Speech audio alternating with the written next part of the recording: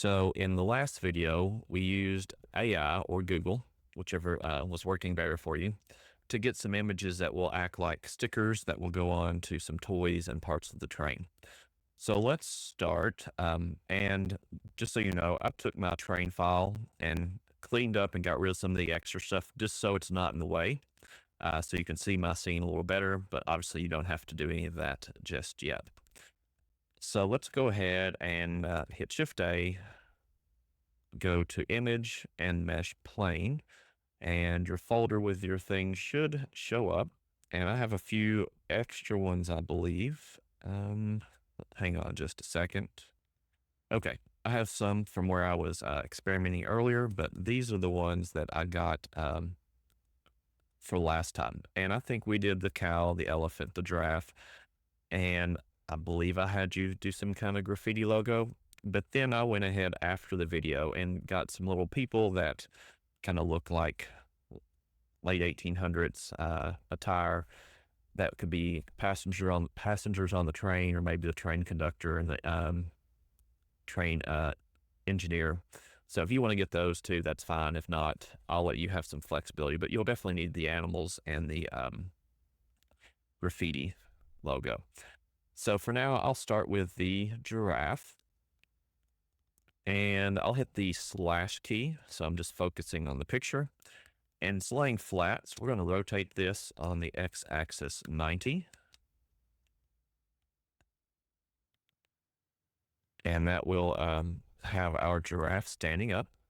And let's make sure we're in the render view. And I think I was experimenting and I switched to EV by mistake, but we'll do cycles for right now. And you should be on GPU compute if you have that option. So I did make this a new file, so you still may be in the shading tab, which is fine. So I'm going to switch to the shading tab, and I'll hit the slash key above number 8 so that we're at the same place. So you should be in the shading tab. You should just see the giraffe, and we're going to work on that. So we're going to start by making a little piece of wood that this would be like a sticker that's stuck onto it. So to do that, let's hit Shift A, Mesh and Plane, rotate on the x-axis 90, hit enter. And I just want to grab this on the Y and use my left arrow key to move it forward 1 or 2 clicks so it's right in front of it. Next, we're going to scale this down, and I'm just going to move this so it's right below the feet of the giraffe a little bit. And let's go into edit mode. And I'm going to scale these 2 bottom vertices on the X, and maybe just grab this one individually. And let's go ahead and just delete the top to make it easier to see. So we're about to make a very rough outline of this. It doesn't have to be perfect, so don't stress too much about it. But I want the bottom to be flat, and I'm just coming out a little bit in front of the front foot and a little bit behind the back foot. So now I'm going to hit E to extrude, move this up, and it doesn't matter if it goes perfectly straight up, depending on the shape of your animal, since you may have gotten a different giraffe or a different animal for what you're doing. So I'm happy with the distance of this vertice from the back of this, and this vertice from the distance of the front leg. So now I'm just going to extrude and go up roughly the same amount. I'm kind of keeping this back vertice close to following that edge. This front one I'll grab on the X and move it out. Now notice I didn't grab and let it go up and down. I'm trying to keep these as parallel as possible just to make it a little neater. So I hit X to keep it locked on the X-axis. So let's extrude and go up again and grab this one on the X-axis. And we're going to grab this one and move it way out. And I'm going to go ahead and grab this one and move it out, so we can start getting the shape going around the tail. So move up, E to extrude, and I'm being careful not to orbit, because then if I start extruding, it might go through or forwards, and I don't really want that. So I'm staying in the front view by hitting 1 on the number pad, and it should say front orthographic here in the top left. So we're just going to try to keep that from getting flat, and I accidentally had double vertices. Let me clean that up. So we'll just move up a little bit, follow the shape of the tail, the front leg, select these two again, extrude, go up, pull this front one in on the x-axis a little bit, pull the back one in on the x-axis, and just kind of work my way up the shape of the giraffe. Move this one in, grab this one on the x and this one on the x, move it up again, move this one out more, and keep that one kind of in that area. And like I said, just kind of make a rough outline of the basic shape of your animal, whatever you picked. So once again, I'm trying to keep them parallel by always grabbing on the x-axis so they stay pretty consistent.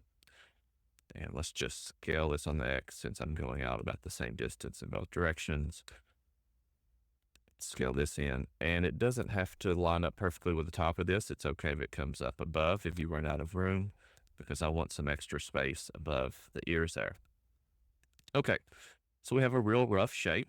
Let's go into object mode, and let's add a subdivision surface modifier.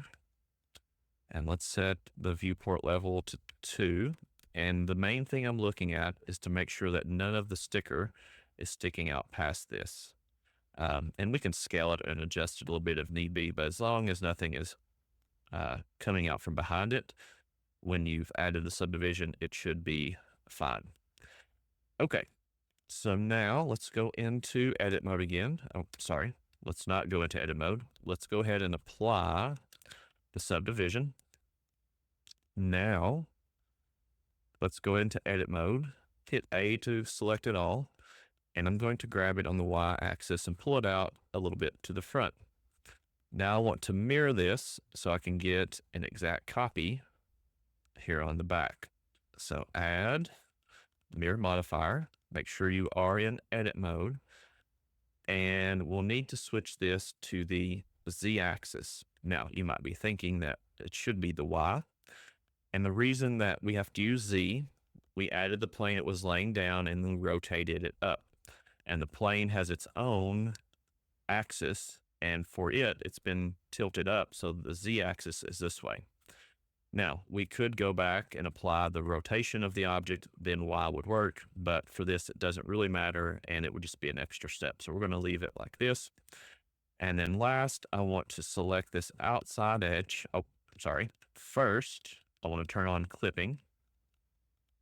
Make sure you turn on clipping. Then I'm going to select the outside edge, and I'm just going to click somewhere, Alt left click. We'll kind of go around and up. Then Alt left click Shift to kind of select this section. Alt left click Shift to select and add that section. And then Alt Shift left click to add this section. So once you have the whole outside, we're going to hit E to extrude on the y-axis and pull that in, and that will connect the giraffe shape. So I went back out of edit mode, back to object mode. I'm going to select the giraffe. I'm going to grab it on the y-axis and just slide it to the front. Now I am going to move in a bit.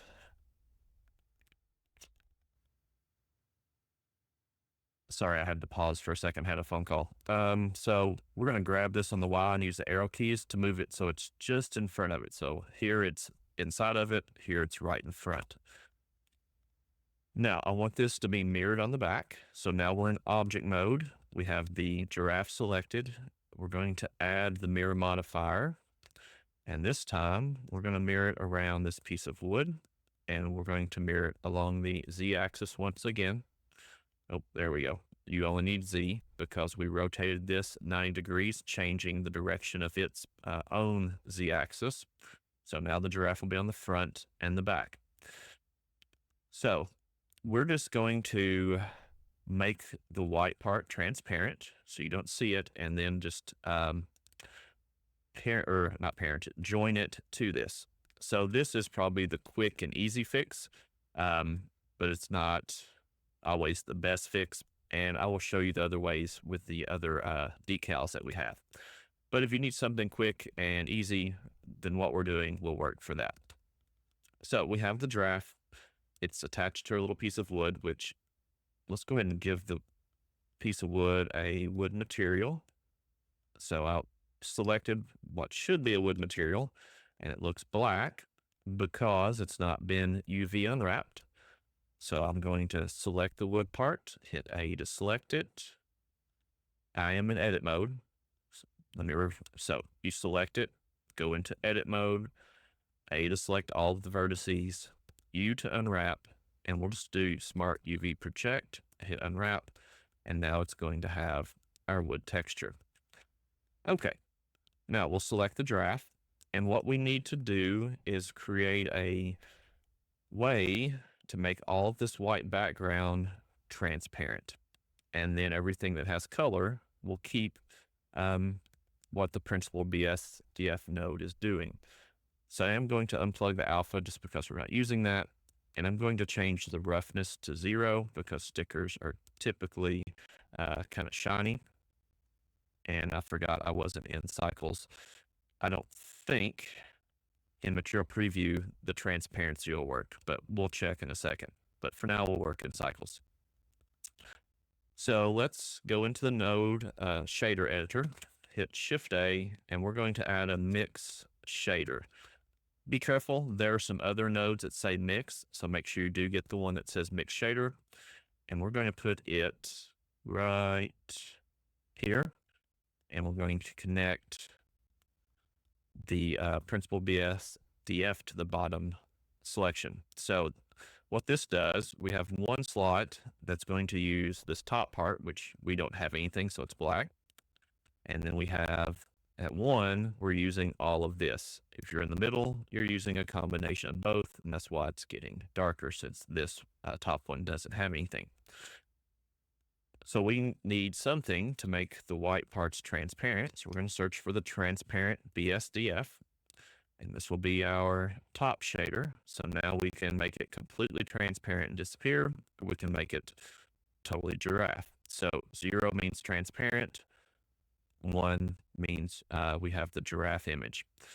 So instead of mixing those everywhere, we need something that will tell us that some parts are transparent and some parts are not. To do that, we're going to get the color ramp, set it to the top, and we're going to plug in our picture into the factor. Now, we want to see what's going on with the color ramp, so I'm going to hold down Control and Shift and select the color ramp.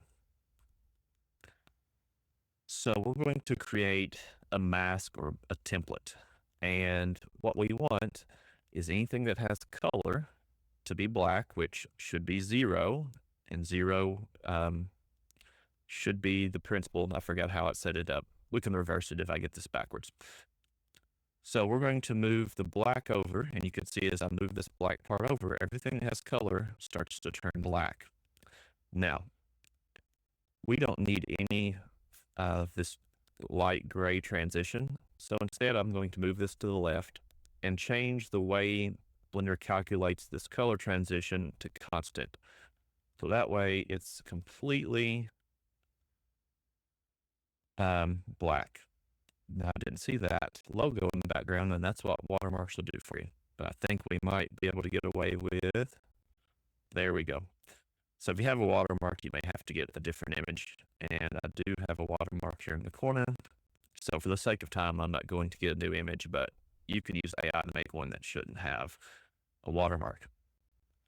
Now, one problem we have is that the eyes have white, and we can't really fix that inside of Blender.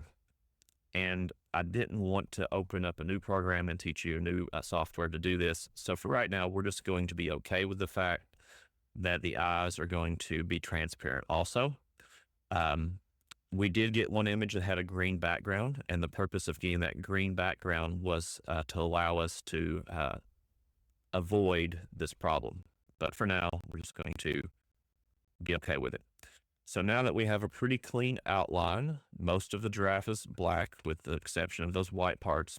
This can now tell us that black areas are 0, white areas are 1. So if we take our color ramp, plug it into the factor, and then plug our mix shader into the surface, we can see that I have it backwards. So we can just switch these two, and when we switch them, now the color of the giraffe is on here like a sticker.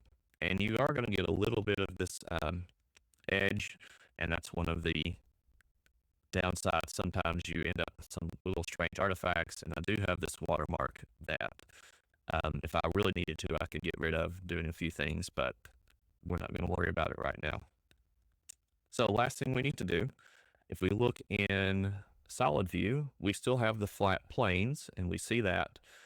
And I'm going to select the piece of wood and then shift select the planes. And before I do that, I do need to apply the modifiers or else it's going to mess us up.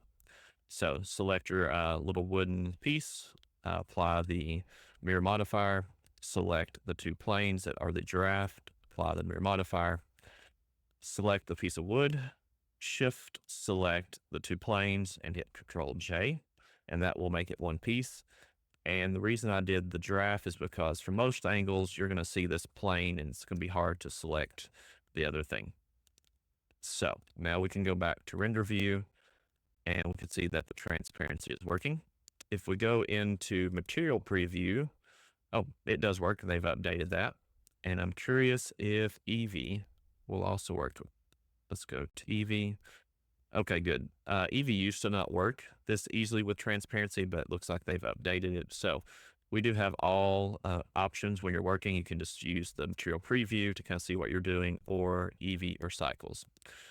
So we'll leave it in Eevee just so it's a little more responsive as we're working. Okay, so in the next video, I'll take the elephant and we're going to talk about how you actually put the elephant on the object, not just a plane sitting in front of the object.